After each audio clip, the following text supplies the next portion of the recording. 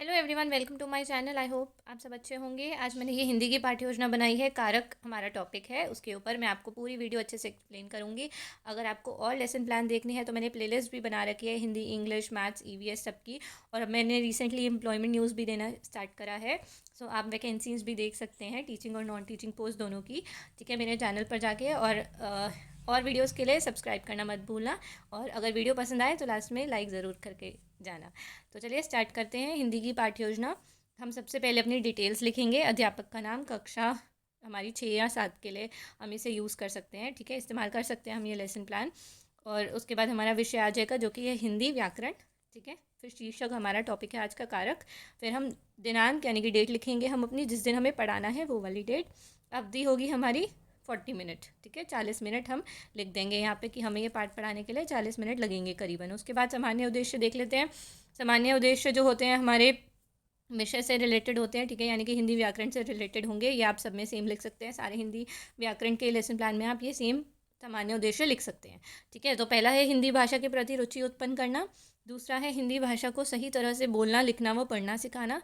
तीसरा, हिंदी व्याकरण के नियमों से अवगत कराना। चौथा, छात्रों के शब्द भंडार में वृद्धि उत्पन्न करना। ठीक है, उसके बाद आ जाता है सामान्य उद्देश्य। हमारे लेसन प्लान में हम अगला टॉपिक सामान्य उद्देश्य लिखते हैं। सामान्य उद्देश्य जो होते हैं वो हमारे टॉपिक से रिलेटेड होते हैं। ठीक है, जो हम टॉपिक पढ़ाने वाले हैं। तो आज का हमारा टॉपिक है कारक, तो ये सारे उससे रिलेटेड होंगे। ठीक है, क्या क्या हमारा एम है, क्या उद्देश्य है हमारे को कारक पढ़ाने का। ठीक है, तो पहला है छात्रों को कारक की परिभाषा बताना। दूसरा, छात्रों को कारक के उदाहरण देने के योग्य बनाना। तीसरा, छात्रों को कारक का प्रयोग दैनिक बोलचाल में करने के योग्य बनाना। चौथा, छात्रों को वाक्यों में प्रयोग हुए कारकों को पहचानना सिखाना। ठीक है, ये थे हमारे सामान्य उद्देश्य। उसके बाद हमारा आ जाता है सहायक सामग्री। सहायक सामग्री का मतलब होता है टीचिंग एड्स, यानी कि जो जो सामान की आपको ज़रूरत है वो पाठ को पढ़ाने के लिए। तो हमें यहाँ पे क्या चाहिए? चौक, डस्टर, श्यामपट्ट, संकेतिका, चार्ट आदि। ठीक है, ये सब चीज़ें चाहिए होंगी। उसके बाद हमारा अगला टॉपिक हमारी पाठ्य योजना में आता है पूर्व ज्ञान, यानी कि बच्चों को इस टॉपिक से रिलेटेड क्या चीज़ है जो पहले से उनको ज्ञान है। ठीक है, जो ज़रूरी है हमें ये पाठ पढ़ाने से पहले कि उन्हें एक चीज़ का ज्ञान हो। ठीक है, सो छात्र संज्ञा, सर्वनाम व क्रिया के बारे में ज्ञान रखते हैं। ठीक है, उसके बाद हम करेंगे पूर्व ज्ञान परीक्षण। ठीक है, यानी कि प्रीवियस नॉलेज टेस्टिंग जिसे हम इंग्लिश में बोलते हैं। सो उनकी नॉलेज टेस्ट करने के लिए हम यहाँ लेसन प्लान में 2 कॉलम बनाते हैं। एक होता है अध्यापक क्रिया, फिर राइट साइड में हम लिखते हैं छात्र क्रिया। ठीक है, सो अध्यापक क्रिया क्या होगी कि अध्यापक जो होंगे वो कुछ प्रश्न पूछेंगे बच्चों से और बच्चे उसका जवाब देंगे। ठीक है, सो चार्ट दिखाते हुए मेले का। ठीक है, यानी कि मेले का हम एक चार्ट लेके जाएंगे और बच्चों को दिखाते हुए हम ये प्रश्न पूछेंगे। ठीक है, तो पहला प्रश्न है, बच्चों चार्ट में बने इस चित्र में बच्चे कहाँ घूमने आए हैं? ठीक है, तो बच्चे बोलेंगे बच्चे मेले में घूमने आए हैं। दूसरा सवाल होगा हमारा, मोहन किसके ऊपर बैठा है? तो छात्र बोलेंगे मोहन झूले के ऊपर बैठा है। तीसरा प्रश्न होगा, मोहन ने सीता को क्या कहा? ठीक है, तो वो बोलेंगे मोहन ने सीता को कहा कि मुझे मेले में बहुत मज़ा आ रहा है। ठीक है, उसके बाद चौथा होगा, क्या आप जानते हैं जो चिन्ह वाक्यों के माध्य आए, जैसे मैं, के, ने, को, इन्हें क्या कहते हैं? तो ये समस्यात्मक प्रश्न है। ठीक है, उन्हें ये नहीं पता। तो अब हम अपना उद्देश्य कथन बोलेंगे, यानी कि अब हम अपना टॉपिक बताएंगे कि हम ये पढ़ाने वाले हैं। तो हम बोलेंगे बच्चों आज हम ऐसे शब्दों के बारे में विस्तार से पढ़ेंगे, या फिर हम ये भी लिख सकते हैं कि बच्चों आज हम कारक के बारे में विस्तार से पढ़ेंगे। ठीक है, उसके बाद हमारा आ जाता है नेक्स्ट टॉपिक लेसन प्लान में प्रस्तुतिकरण, यानी कि प्रेजेंटेशन। ठीक है, जिसमें हम असल में बच्चों को टॉपिक पढ़ाना अपना स्टार्ट करते हैं, जो हमारा आज का टॉपिक है। तो हमारा आज का टॉपिक कारक है, तो इसके लिए हम अपने लेसन प्लान में अब 4 कॉलम बनाएंगे। ठीक है, पहला होगा शिक्षण बिंदु, दूसरा अध्यापक क्रियाएं, तीसरा छात्र क्रियाएं और चौथा होगा श्यामपट्ट कार्य। ठीक है, तो पहला शिक्षण बिंदु है हमारा कारक की परिभाषा। तो अध्यापक क्या करेगा अब कि पहले कारक की परिभाषा बताएगा। तो वो बताएगा किसी कार्य को करने वाला संज्ञा या सर्वनाम पदों का उस वाक्य में क्रिया अथवा अन्य पदों के साथ जो संबंध होता है उसे कारक कहते हैं। ठीक है, छात्र क्रिया क्या होगी? छात्र ध्यानपूर्वक सुनेंगे व समझेंगे। और श्यामपट्ट कार्य क्या होगा? हम कारक लिखेंगे हेडिंग, और उसकी डेफिनेशन भी हम, उसकी परिभाषा भी हम ब्लैक बोर्ड पे लिख देंगे। ठीक है, वाक्यों में संज्ञा या सर्वनाम का क्रिया अथवा अन्य शब्दों से संबंध कारक कहलाता है। ठीक है, उसके बाद दूसरा हमारा शिक्षण बिंदु है कारक के चिन्ह। ठीक है, तो हम बताएंगे वाक्य में संज्ञा या अन्य शब्दों से संबंध बताने के लिए ने, को, से आदि चिन्हों का प्रयोग किया जाता है, जिन्हें कारक चिन्ह कहते हैं।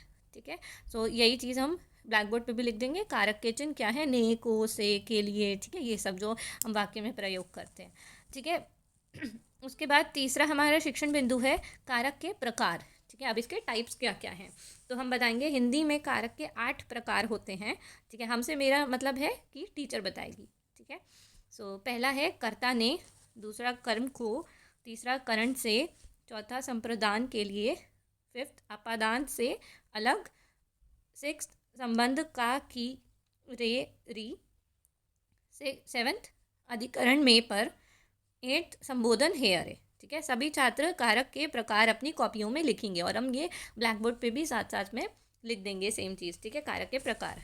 उसके बाद क्या होगा, उसके बाद हमारा अगला शिक्षण बिंदु होगा प्रसर्ग, ठीक है, यानी कि हम इन सब को एक्सप्लेन करेंगे अब, ठीक है, कि कर्ता कारक है क्या। तो कर्ता कारक क्या है, वाक्य में क्रिया को करने वाले को कर्ता कहते हैं, ठीक है, यानी कि जो क्रिया कर रहा है, जो काम कर रहा है, ठीक है। और हम उसके उदाहरण जो होंगे वो बोर्ड पे लिख देंगे और समझाते हुए, ठीक है। जैसे कि श्याम ने गाना गाया, फिर दूसरा बच्चों ने साइकिल चलाई, ठीक है। उसके बाद दूसरा हो जाएगा कर्म कारक। तो क्रिया का प्रभाव जिस संज्ञा या सर्वनाम पर पड़ता है उसे कर्म कारक कहते हैं, ठीक है। छात्र ध्यानपूर्वक सुनेंगे और कर्म कारक हम एग्जाम्पल दे देंगे, उसके उदाहरण लिख देंगे। दादी बच्चों को कहानी सुना रही है, ठीक है। सो बच्चों को जो है वो कर्म कारक है।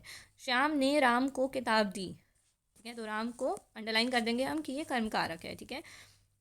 उसके बाद करण कारक, जिस साधन से या जिसके द्वारा क्रिया पूरी की जाती है उसे करण कारक कहते हैं। एग्जाम्पल है, मैं कलम से लिखता हूँ, बच्चा खिलौने से खेल रहा है, ठीक है। तो ये खिलौने से जो है वो करण कारक है। उसके बाद आ जाते हैं संप्रदान कारक, वाक्य में जिसके लिए क्रिया की जाए उसे संप्रदान कारक कहते हैं, ठीक है। तो छात्र अपनी कॉपियों में ये लिखेंगे, ठीक है। और संप्रदान कारक क्या होगा, ममता नानी के लिए कुल्फी लाई, ठीक है, तो किसके लिए कार्य हुआ, नानी के लिए, ठीक है। उसके बाद अपादान कारक क्या होता है, संज्ञा या सर्वनाम के जिस रूप से अलग होने का भाव प्रकट हो वहाँ अपादान कारक होता है, ठीक है। जैसे कि उदाहरण है, पेड़ से पत्ता गिरा, ठीक है, तो ये अलग होने का भाव है, ठीक है। वृक्ष से फल गिरा। संबंध कारक क्या है, संज्ञा के जिस रूप से दो संज्ञाओं का या सर्वनामों का संबंध पता चले वे संबंध कारक कहलाते हैं, ठीक है। उदाहरण है, आप मेरी माताजी का जन्म, आज मेरी माताजी, सॉरी मैंने यहाँ गलत लिखा है, आज मेरी माताजी का जन्मदिन है, ठीक है। दूसरा है, ये है मणि की बेटी है, ठीक है। उसके बाद आ जाएगा अधिकरण कारक। सो संज्ञा के जिस रूप से क्रिया के समय, स्थान, अवसर आदि का पता चलता है उसे अधिकरण कारक कहते हैं। तो छात्र सबको ध्यानपूर्वक सुनेंगे और समझेंगे, ठीक है। और इसका हम एग्जाम्पल लिख देंगे, सिर पर बाल हैं, आकाश में पक्षी उड़ रहे हैं, ठीक है, तो इससे इसके स्थान का पता चल रहा है, ठीक है। उसके बाद संबोधन कारक आ गया, जिस संज्ञा या सर्वनाम शब्दों का प्रयोग किसी को बुलाने या पुकारने के लिए होता है उन्हें संबोधन कारक कहते हैं, ठीक है। जैसे कि हे भगवान ये क्या हो गया, तो हे हम यूज़ कर रहे हैं ना भगवान को बुलाने के लिए, ठीक है। अरे मीना तुम कहाँ जा रही हो, ठीक है। ये हमारा पार्ट था। उसके बाद हम अपने लेसन प्लान में लिखते हैं, पाठ्य योजना में लिखते हैं मूल्यांकन प्रश्न, ठीक है, यानी कि जो पाठ पढ़ाने के बाद बच्चों से प्रश्न किए जाते हैं ये जानने के लिए कि उनको ये पाठ समझ आया या नहीं आया। तो पहला प्रश्न है, कारक किसे कहते हैं, दूसरा है कारक के कितने प्रकार होते हैं, तीसरा करण कारक और अपादान कारक में क्या अंतर है, चौथा अधिकरण कारक का उदाहरण दो, ठीक है।